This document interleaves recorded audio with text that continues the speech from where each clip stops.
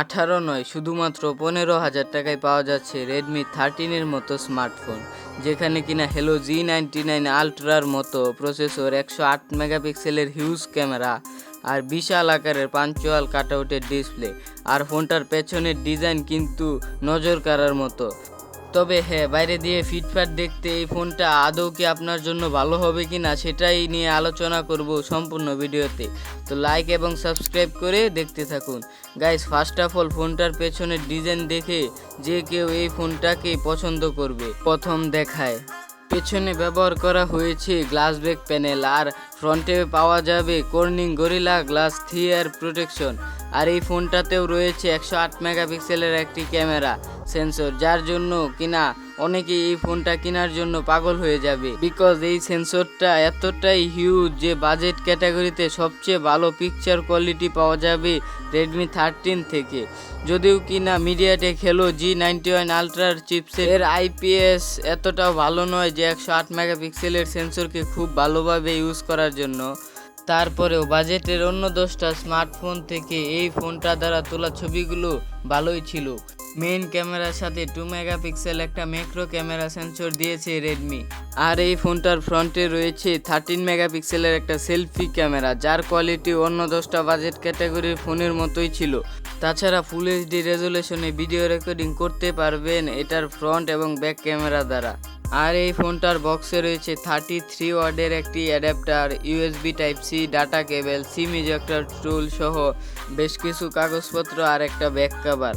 চার্জিংয়ের কথা যেহেতু বলছি, 5000 নয়, 5000-এর থেকে একটু বেশি, মানে 5030 mAh একটি ব্যাটারি ব্যবহার করেছে রেডমি তাদের এই 13 স্মার্টফোনে, যার মাধ্যমে কিনা একদিনের মতো ব্যাটারি ব্যাকআপ পেয়ে যাবেন।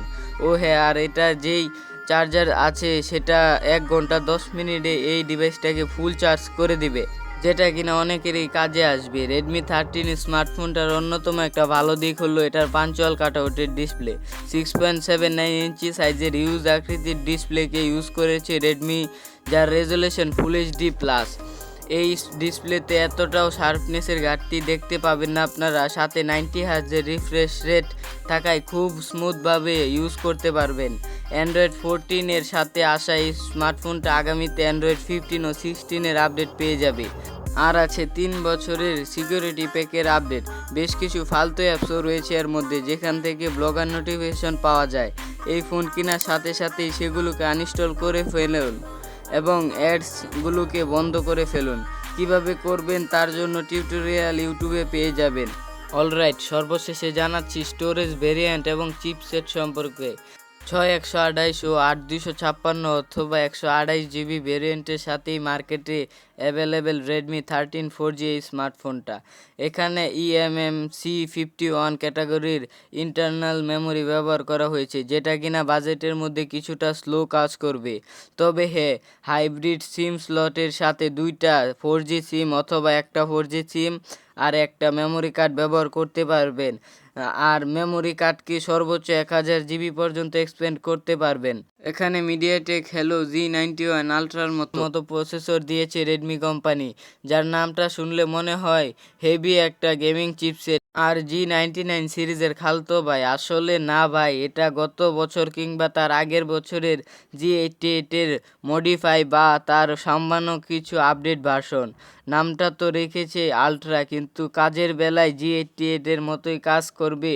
তাছাড়া যদি পারফরমেন্সকে সাইডে ফেলে তারা এর আর্কিটেকচারে 6 ন্যানোমিটারে নিয়ে আসতে পারতো, তাহলে আরও কিছুটা বেটার হতো। গেমিংয়ের ক্ষেত্রে পাবজির মতো গেম 40 FPS খেলা গেলেও সেখানে কিছুটা ল্যাগি ও ফ্রেম ড্রপের দেখা পাবেন।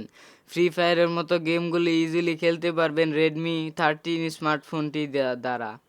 সো গাইস, বর্তমানে অফিসিয়ালভাবে 17,999 টাকায় এটার 6/128 GB ভেরিয়েন্টটা পেয়ে যাবেন।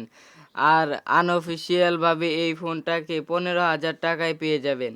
আর এই ফোনটার অবিকল রেডমি 12-এর মতো, যারা রেডমি 12 কেনার চিন্তা ভাবনা করছিলেন তারা এই ফোনটা নিতে পারেন। সো গাইস, এই ছিল আজকের ভিডিও। সো দেখা হচ্ছে পরবর্তী কোনো ইন্টারেস্টিং ভিডিওতে। ততক্ষণ ভালো থাকুন, সুস্থ থাকুন, আল্লাহ হাফেজ।